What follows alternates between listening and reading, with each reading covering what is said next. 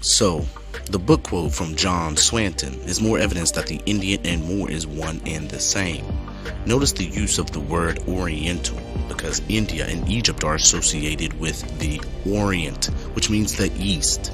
Oriental means Western scholar who studies Islam. According to the book Orientalism by Edward Said, Islam came from the Orient.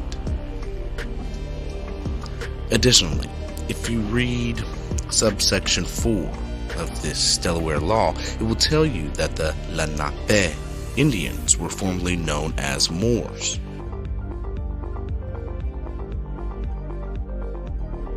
The Lenape were Delaware Moors originally.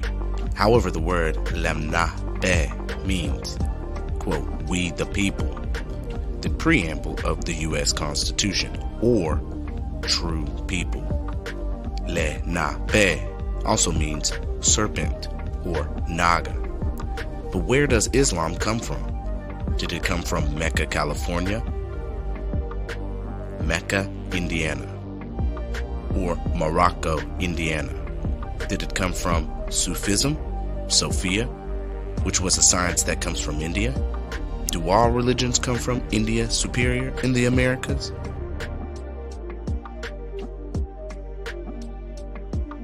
Quote, Ishmael Chavez, along with his wife, were mulatto taxables in Bladen County from 1768 through 1774. In 1790, he was head of household for a family of 10 other free. His descendants are now known as Lumbis. Like a lot of Lumbi ancestors, including my own Cox ancestors, who came from Robeson/Bladen County. They were likely what is now known as tri-racial isolates, multi-generationally mixed people of European, African, and Native American descent. End quote. My cousin Benjamin Chavez is the current chief of Lumbi Indians, who gives credence to the article I just quoted. Notice that Ishmael is now being classified as a mulatto. Avoid the hijack when reading the link. I quoted because mulatto was just code for Moor. In fact, according to the Virginia law, quote, the statutes at large, being a collection of all laws of Virginia from the first session of the legislature in the year 1619, passed on the 5th of February 1808, volume 3 by William Waller Henning, page 252, quote, and for clearing all matter of doubts which hereafter may happen to arise upon the construction of this act or any other act, who shall be accounted as a mulatto, be it enacted and declared, and it is hereby enacted and declared that the chief of an Indian and the child, grandchild, or great-grandchild of a Negro shall be deemed accounted, held, and taken to be a mulatto. End quote.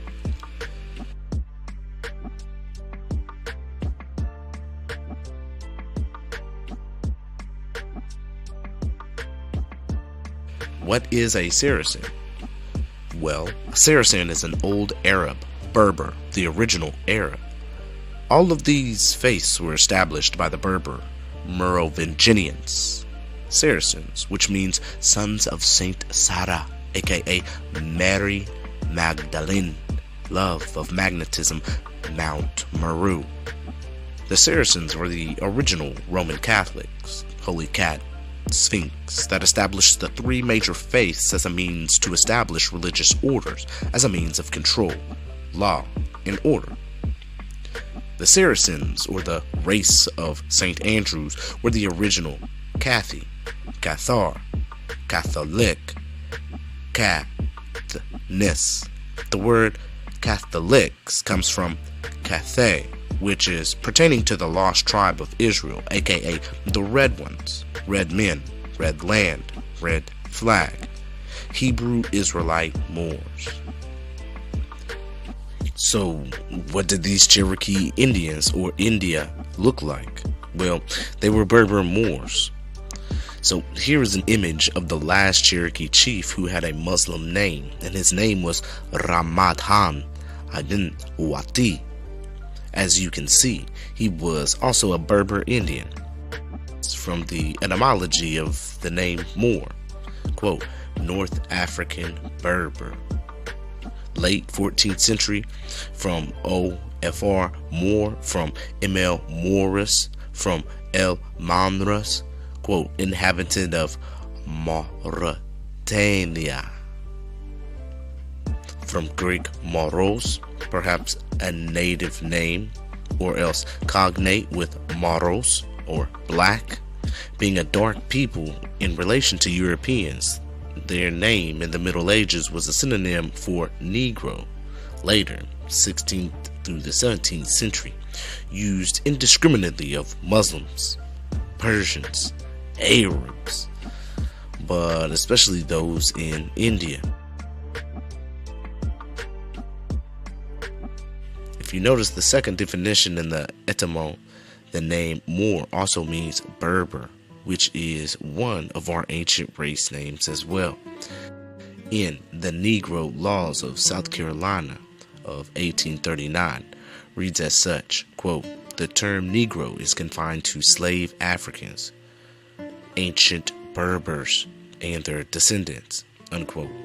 From the Cambridge Ancient History, Volume 11, The High Empire, AD 70 through 192. So, are the Cherokee Indians Berber Indians, aka Moors or Moors? Yes, because Prophet Noble Drew Ali was also a prince of the Washita Moor Empire, and he was a Cherokee Indian from North Carolina. Now remember, this is all in this book, America's the Truer World. I'm reading from you the information that he is presenting. Do I necessarily believe in all of this? Again, I back myself away and say, hey, we're taking in the information, I'm presenting it to you. This is America is the Truer World as it is. We just, giving these presentations. We're trying to figure this out together. So we're just going to continue to formulate this information together and come to our own conclusions. You dig? This is additionally this July 1996 article I found from the Message magazine called, quote, Digging from the Red Roots, unquote, confirms that the Cherokee were Muslim, Moors, Berbers. Quote, my name is Mahir Abdarazak El, and I am a Cherokee Blackfoot Indian who is Muslim. I am known as Eagle Sun Walker. I serve as a pipe carrier warrior for the Northeastern Band of Cherokee Indians in New York City. There are other Muslims in our group. For the most part, not many people are aware of the Native American contact with Islam that began over 1,000 years ago by some of the early Muslim travelers who visited us. Some of these Muslim travelers ended up living among our people. For most Muslims and non-Muslims of today, this type of information is unknown and has never been mentioned in any of the history books. I wonder why. There are many documents, treaties, and legislation and resolutions that were passed between 1600s and 1800s that show that Muslims were in fact here and were very active in the communities in which they lived. Treaties such as peace and friendship that was signed on the Delaware River in the year 1787 bear the signatures of Abdel Haq and Muhammad ibn Abdullah. This treaty details our continued right to exist as a community in the areas of commerce, maritime shipping, current form of government at that time, which was in accordance with Islam. According to a federal case from the Continental Congress, we helped put the breath of life into the newly framed Constitution. All of the documents are presently in the National Archives as well as the Library of Congress. If you have access to records in the state of South Carolina, read the Moors Sundry Act of 1790. In a future article, in Salah, I will go into more details about the various tribes, their languages, in which some are influenced by Arabic, Persian, Hebrew words. Almost all of these tribes' vocabulary include the word Allah. The traditional dress code for Indian women includes the kama and long dresses. For men, standard fare is turbans and long tops that come down to the knees. If you were to look at any of the old books on Cherokee clothing up until the time of 1832, you will see the men wearing turbans and the women wearing long head coverings. The last Cherokee chief who had a Muslim name was Ramadhan ibn Waqti of the Cherokees in 1866. Cities across the United States and Canada bear names that are of Indian and Islamic derivation. Have you ever wondered what the name Tallahassee means? It means that He Allah will deliver you sometime in the future. End quote. These European Masons took a blood oath to never reveal to the children of the Moors who they truly were. As Azim Hopkins Bey quotes in his book, "What Your History Books Failed to Tell You," quote, George Washington, chairman of the Congressional Congress of 1774's document saying, "If we would agree to take the fezzes and turbans off the Moors' heads and remove the sandals from their feet and enforce it with severe punishments, and also swear a death oath between ourselves to religiously and faithfully not allow anyone to teach the Moorish children whom they really are, or who their forefathers were, and only allow the Moorish children to be taught that they were truly Negroes, black people, and colored folks." George Washington stated that 200 years from today, the Moorish people would not know their nationality, nor the national name of their forefathers. Also, they would not know from which land or ancestors that they had descended from. End quote. That's powerful. And if you don't think that's powerful or relevant, there's something blinding you. That's truly deep.